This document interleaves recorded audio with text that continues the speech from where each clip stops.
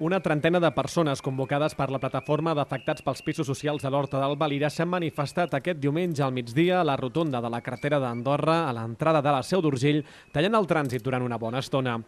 Des de la plataforma, una de les afectades denuncia la manca de suport que tenen en les seves reivindicacions. Ens trobem en un punt que no tenim ajuda de l'Ajuntament, perquè l'únic que ens han fet ha sigut donar-nos llargues, la promotora tampoc ha respost a les nostres peticions i el que nosaltres demanem és la desvinculació total dels pisos i el retorn de les fiances íntegre, com es va prometre en un principi abans de signar el contracte dels pisos. Simplement això, el que han promès que ho compleixin.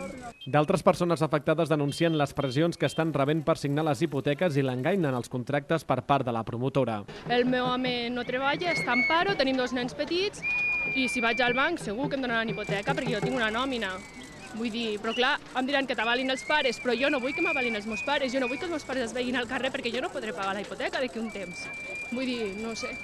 Vull dir, jo no és que me la doni o no me la doni, sinó és que jo veig el futur i no vull estar en una situació de que no podré pagar. Jo vaig ser de les primeres, ¿vale? I va fer 3 anys. A mi se'm va prometre que era un contracte de reserva, ¿vale? Quan, al mal temps, jo vaig anar a informar-me perquè la meva situació havia canviat i era un contracte de compra i venda i no podia fer res.